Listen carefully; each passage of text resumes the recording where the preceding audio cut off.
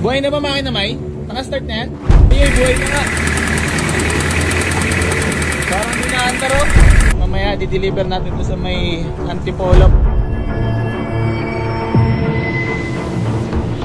Hi everyone!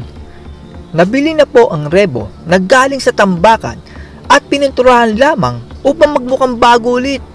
Walang kaalam-alam ang may-ari na converted na ang Revo na ito. Sa video na ito ay tingnan natin kung makakarating ba sa customer ang ginawan lang ng paraan na Revo na ito. Panoorin natin ang video na ito. For deliver na nga pala itong ating Toyota Revo mga bossing. Mamaya di-deliver natin to sa may Antipolo. Bari kakarwashin na ni Borge Maloy. Itong ating Toyota Revo na i-deliver. So mga bossing, maliki na carwash lang. Di-deliver na natin to kasi mamaya eh. Buhay na ba makina, May? Naka-start na yan? Uy, oh grabe ka tahimik. Gusto mga nyor? Parang nakapatay. Oo. Parang nakapatay makina. Ay, buhay na nga. Parang dinaandar o. Saya mga bossing, magandang gabi sa inyong lahat. Pinatawag ko kayong lahat. Joke lang. So yan mga boss, bali magdi-deliver tayo ng unit. Kasama natin si Kuya mo Darwin, Mamay Whoop at si Carlo. Bali di-deliver natin tong napaka-poging driver. Ay, napaka-poging ano pala? Napaka-poging Revo. So, road trip ito. Ayan si Bunny.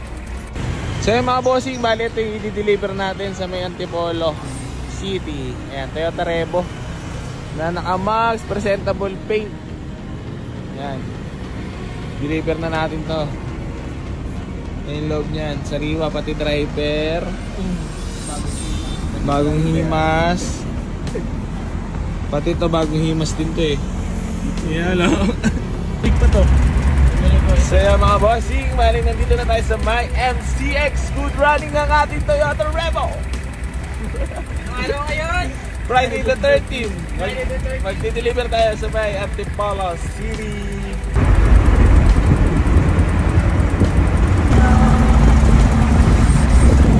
Grabe, puro truck.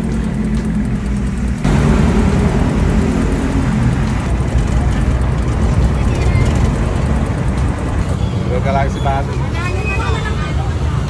Food trip muna mga tropa. Tayo mo ah. May deliver ka na. Sir, vlogger? Hi. Yes sir. Food trip muna, gutom na ang aking alaga.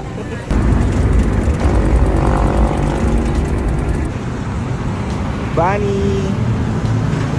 Ay, di-deliver natin dito. Antipolo City, yo!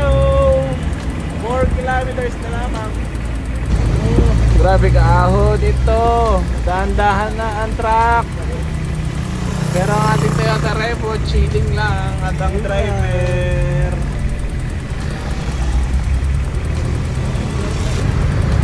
Ahon.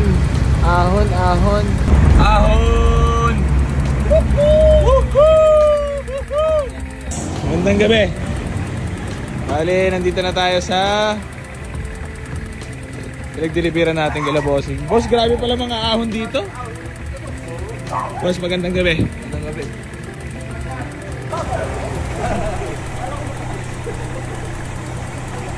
So, deliver Toyota Revo.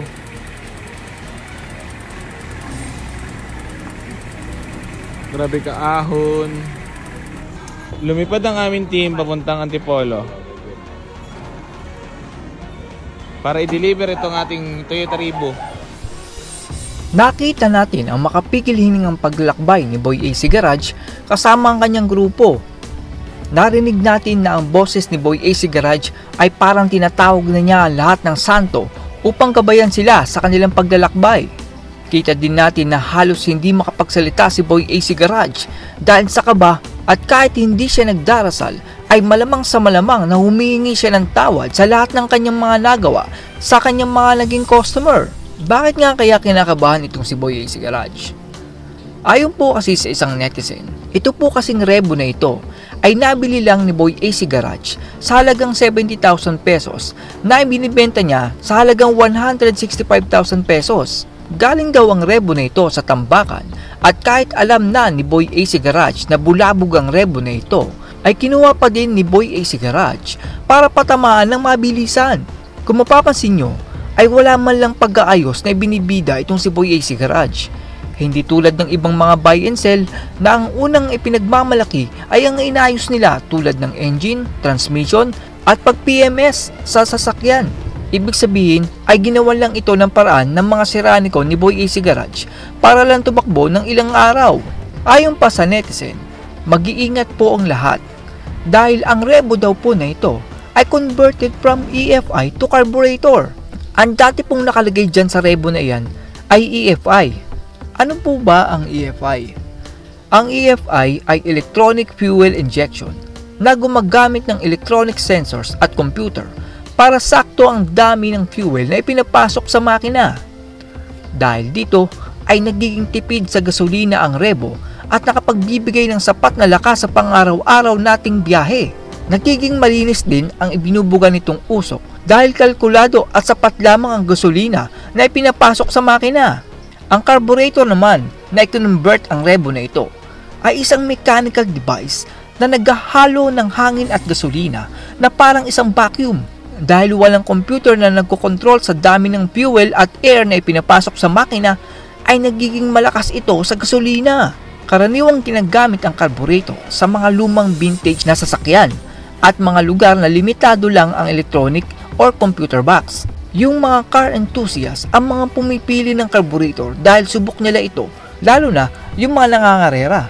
Pero dahil sa sobrang haba ng traffic dito sa Pilipinas, ay mas superior pa rin at mas maganda ang EFI dahil bukod sa magiging tipid na ang inyong sasakyan sa gasolina, ay ito din mismo ang mekanism na mismo nakalagay dito sa Revo at hindi ang carburetor. Sana alam ng nakabili at sinabi ni Boy AC Garage na converted ang Revo na ito dahil baka magulat yung nakabili kung bakit walang lumalabas na code sa computer box.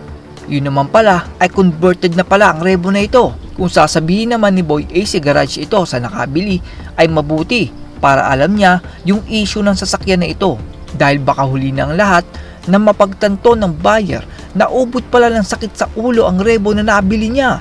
Kumbaga ay salit na ginhawa ang ibibigay sa buyer ay baka sakit pa ng ulo ang kahantungan ng Revo na ito. Sa halip na tahimik ang buhay ng pamilya ng nakabili ng Revo na ito ay baka puro away at sumbatan ng kahantungan dahil sa problemang itinatago ng Revo na ito.